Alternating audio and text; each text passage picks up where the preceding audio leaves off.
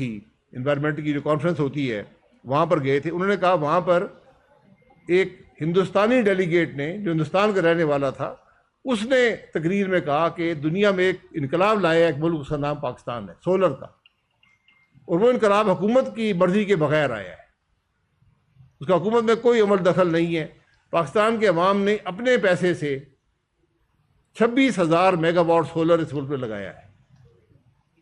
26,000 mega what. یہ 2 سال سے کم کے عرصے میں پاکستان میں 26,000 میگا واٹ لگا ہے. اس کا ہم میں سے کسی کو علم نہیں تھا، نہ حکومت کو علم تھا، نہ ہمیں علم تھا، نہ اس ملک کے ریگولیٹرز یا کسی اور ایکسپرٹ کو علم تھا. یہ فائنینشیل ٹائمز میں ایک رپورٹ آئی، وہاں سے پتہ چلا کہ پاکستان میں اتنا لگ گیا. ہم اس کو کہتے، اور اس میں سے 2,000 میگا واٹ بھی نیٹ میٹرنگ نہیں ہے. یہ نہیں ہے کہ نیٹ میٹرنگ کا بوجھ ہم پہ پڑ گیا ہے. ہم ہمیشہ ڈھونڈتے رہتے ہیں کہ قصور کس کا ہے. تو بجلی کے معاملے میں پہلے ہم نے کہا کہ قصور سارا آئی پی پیز کا ہے، آئی پی پی کو ٹھیک کرو. آئی پی پی ہم نے ان کو دوا ڈرا دھمکا کے 8-10 آئی پی پیز کے معاہدے تبدیل کروائے. اس سال جو سیکولر ڈیٹ ہے بجلی کے سسٹم کا وہ 1 خرب روپے پہنچ گیا ہے. پتہ یہ چلا کہ مسئلہ آئی پی پی نہیں تھے. پھر کہا گیا جی یہ نیٹ میٹرنگ بڑا مسئلہ ہے. 4 دفعہ حکومت نے پالیسی بدلی یا ختم کرتے نیٹ میٹرنگ، پھر واپس آ گئی. یہ پالیسی مستقل آپ کیوں نہیں بنا سکتے؟ اس کو کہتے ہیں ایلیٹ کیپچر. یہ ای وی موٹر سائیکل کیوں نہیں ہے؟ ڈی ریگولیشن کیوں نہیں ہے؟ یہ آپ کی جو سولر کی جو حالت ہے یہ کیوں اس طرح ہے؟ ہم واحد ملک ہیں جو سولر کو، پوری دنیا سولر کو انسینٹیوائز کرتی ہے، پاکستان ڈس انسینٹیوائز کرتا ہے، اس پہ ٹیکس لگاتا ہے. اگر آج یہ سولر نہ ہوتا یہ جو 26,000 میں سے 20% بھی جو کلو واٹ آورز ہیں، کیونکہ 20% آپ کو سولر انرجی دیتا ہے، یہ آپ گیس سے یا تیل سے بنا رہے ہوتے. اس کی کیا قیمت ہوتی ہے خود اندازہ لگا لیں. یہ پاکستان کے عوام نے اپنے پیسوں سے خود کیا اور آپ نے اس پر بھی ٹیکس لگایا، ان کو ڈس انسینٹیوائز کیا. سولر کو آج انسینٹیوائز کریں. کس طرح سولر ملک میں بڑھے گا، کس طرح سولر گاڑیاں بڑھیں گی، سولر موٹر سائیکل بڑھیں گے. یہ پالیسیز ہوتی ہیں جو ملک کو حل دیتی ہیں. ملک کا حل رات کے اندھیرے میں 80 روپے قرضہ لے کر عوام میں بانٹنا نہیں ہے. صوبائی حکومتیں بات کر رہی ہیں ہم بسیں فری کر دیں گے. کتنی دیر کریں گے؟ ہم کسانوں میں پیسے بانٹنے شروع کر دیں گے. پیسے بانٹنا بڑا آسان کام ہے. صوبائی حکومتوں کا بہت پیسہ ہے، وہ پیسے بانٹنے کو بہت کامیابی سے پیسے بانٹتے ہیں. یہ جب آپ پیسے بانٹتے ہیں، کرپشن کا کیا سطح آج ملک کے اندر، پاکستان کی تاریخ کی بدترین سطح آج ملک کے اندر. حکومتوں میں کرپشن آج بدترین، وفاق میں صوبائی حکومتوں میں بدترین سطح پر ہے. ہر شخص جانتا ہے، ہر شخص مانتا ہے.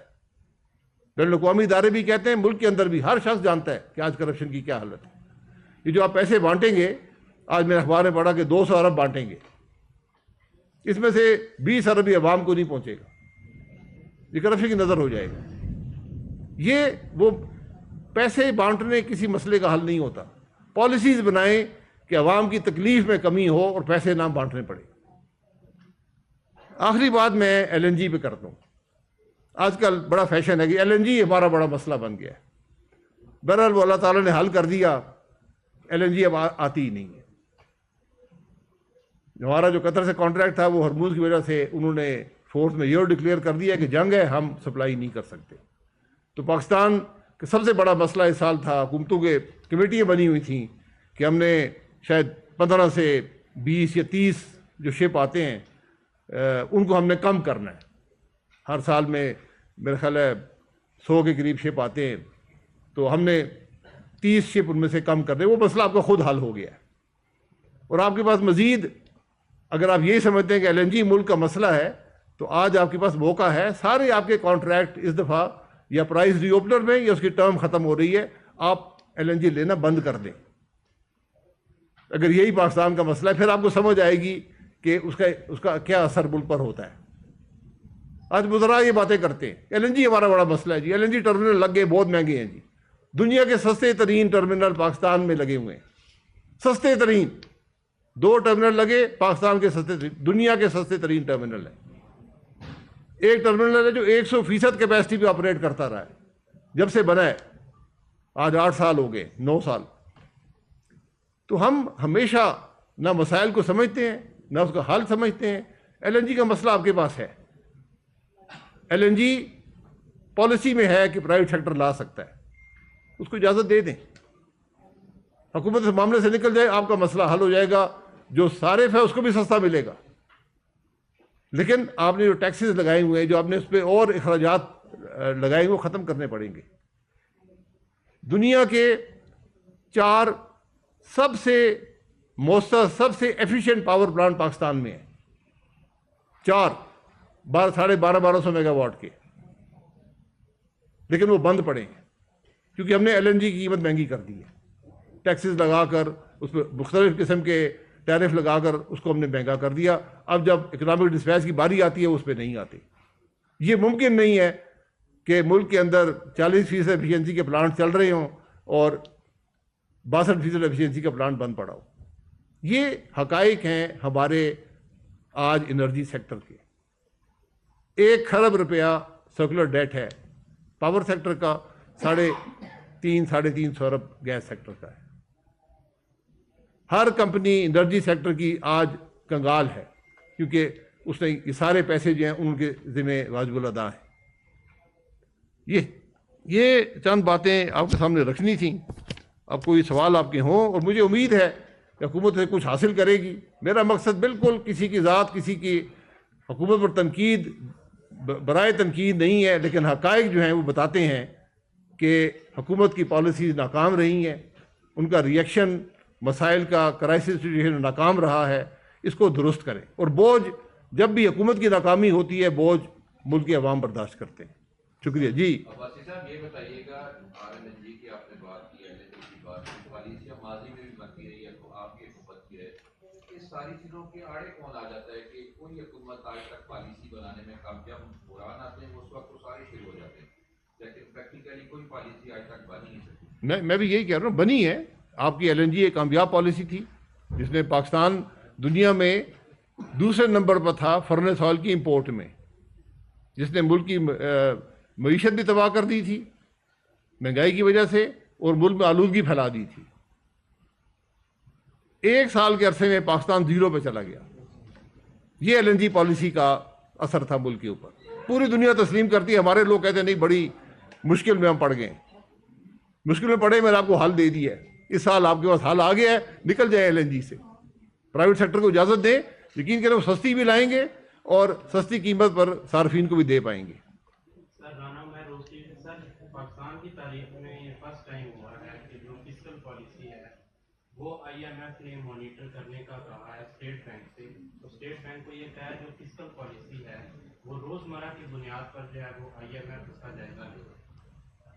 یہ آپ کے قانون میں ہے، یہ قانون ہم نے پاس کیا ہوا ہے.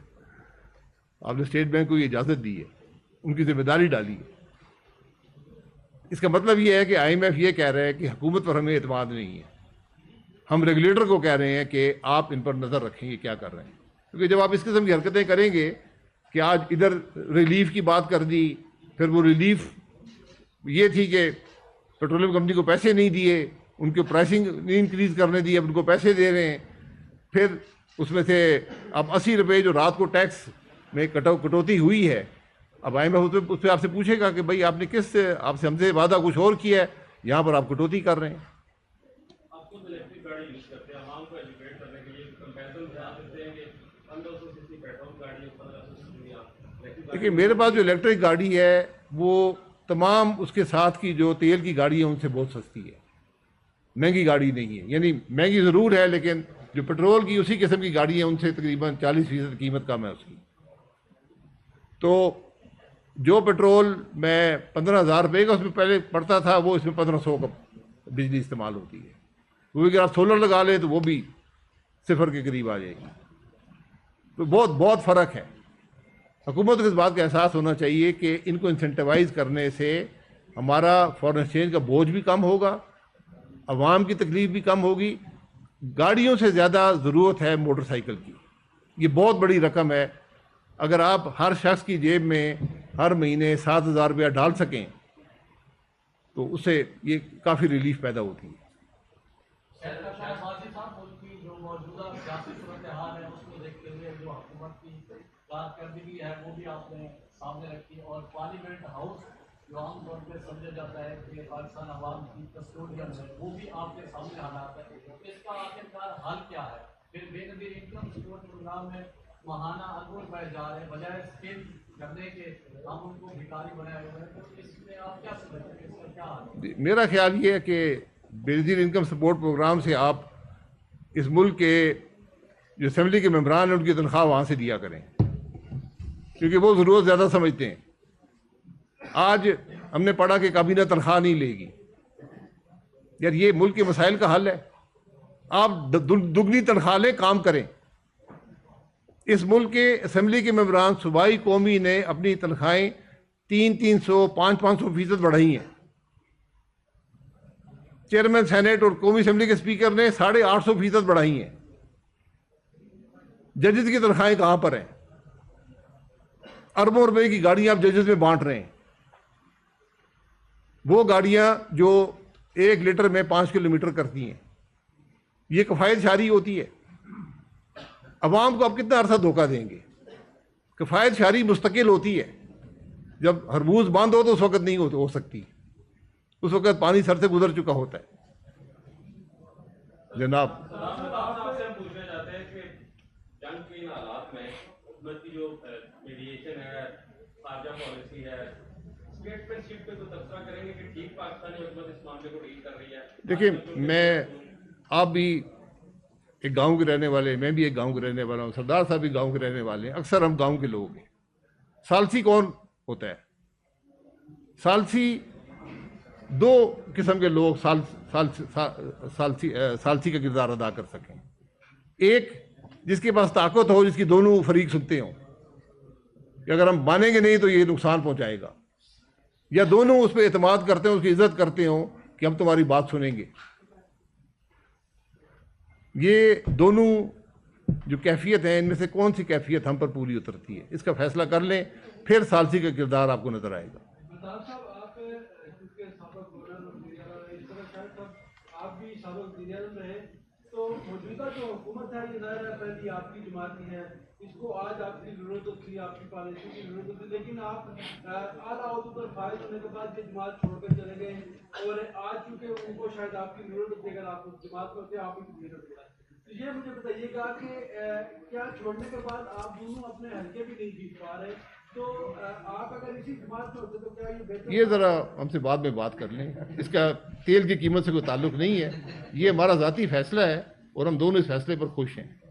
اور ہم نے جب عہدوں پر تھے، عہدے جماعت نے دیے تھے، ہم نے مانگے نہیں تھے۔ اگر ہماری کارکردگی کی کمی رہی ہے تو جماعت کسی وقت بھی آج بھی کہہ سکتی ہے کہ تم بڑے غلط آدمی تھے، میں حاضر ہوں جواب دینے کے لیے۔ جی، حلقے کے لوگ ان کا اپنا فیصلہ ہے، وہ نہیں خوش ہے تو نہیں خوش ہیں۔ میں نے تو الیکشن لڑا بھی نہیں ہے، وہ بات ان کی اپنی ہے، وہ جو چاہیں گے۔ دیکھیں، سیاست کے فیصلے بند کمروں میں نہیں ہوتے، آر ٹی ایس نہیں کرتا۔ چوری کے الیکشن سے میں سیاست نہیں کرنا چاہتا، معذرت چاہتا ہوں جناب۔ جی نہیں جی، معاف کریں، کل جماعتی کانفرنس، یہ وہی حال ہے ملک کا کہ ڈبل سواری بند کر دی ہم نے، کابینہ تنخواہ نہیں لے گی، یہ پرانے حال ہے، یہ نہیں کام آتے۔ کل جماعتی کانفرنس میں تقریریں ہوتی ہیں 20-30 اور گھر چلے جاتے ہیں۔ میں نے آپ کے سامنے ملک کے مسائل کا جو ہم سب نے مشورہ کر کے بطور جماعت ہم نے آپ کے سامنے رکھے ہیں، یہ مسائل ہیں، یہ اس کے حل ہیں۔ پالیسیاں بدلیں، ملک کے مسائل حل ہوں گے، یہ رات کے اندھیرے میں 80 روپے بانٹنے سے حل نہیں ہوں گے۔ شاہد صاحب، الیکٹرک وہیکلس کی آپ نے بات کی، اوور آل پیٹرول ایک جنگ کی وجہ سے مہنگا ہوتا جا رہا ہے، لیکن انفارچونیٹلی ہمارے یہاں ایک ایشو یہ ہے کہ جس طرح ای وی بائکس کا ایک سسٹم چلا، پیٹرول جس دن پہلا دن مہنگا ہوا، ویری نیکسٹ ڈے پاکستان میں اس کی پرائسز میں لاکھ روپے کا ڈفرنس آیا۔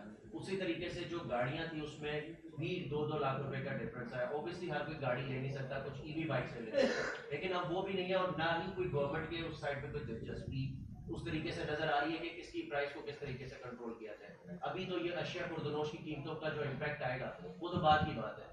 تو الیکٹرک وہیکلس کی طرف پروموٹ کرنا آئی تھنک سو گورنمنٹ کا کام ہے, لیکن آپ کیا سمجھتے ہیں کہ ان کی عدم دلچسپی کیوں, کس وجہ سے ہے کہ وہ اس سائڈ دیکھیں آپ انسینٹیوائز کرنا پڑتا ہے, آپ نے مراد دینی پڑتی ہے کہ الیکٹرک گاڑی الیکٹرک موٹر سائیکل پر حکومت یہ مراد دے گی.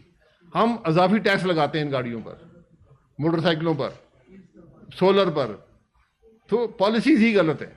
باقی مارکیٹ میں جب ایسے حالات ہوتے ہیں وہ کچھ لوگ پیسہ بنا لیتے ہیں, یہ وقتی بات ہوتی ہے. مارکیٹ میں ہمیشہ جب پالیسی ہوگی تو آپ کو اس کا اثر نظر آئے گا. آپ نے جو سولوشن دیے ہے, جو آپ نے بھی بات کی ہے, وہ سولوشن ہے کہ مطلب کہ گورنمنٹ کو کیا ملے گا. گورنمنٹ تو ارنی سے کرتی ہے, پیٹرول سے ارن کرتی ہے, گیس سے ارن کرتی ہے, بجلی سے ارن کرتی ہے. ان کے پاس دوسرا آپشن یا پھر کیا کرتا ہے؟ میں نے نہیں کہا کہ آپ نہ ٹیکس لگائیں. آپشن آپ دے رہے ہیں, اگر ریلیف سارا عوام کو جی. چلا گیا تو یہ گورنمنٹ کیسے چلے؟ اپنے اخراجات کم کریں. کون سا ملک بھی یہ بتائیں 52 ڈویژن ہے آج وفاقی حکومت میں. پچھلی انٹرم گورنمنٹ جو تھی 2 ڈویژن بنا کر گئی ہے. کیا 52 ڈویژن چاہیے وفاق میں؟ یہ فیصلے جو آپ نے کرنے, اپنے اخراجات کم کریں, تنخواہ ڈبل لیں, تنخواہ جو کابینہ کی بات کریں ڈبل تنخواہ دیں, ان سے کام کروائیں جناب. ٹھیک ہے جی, تھینک یو.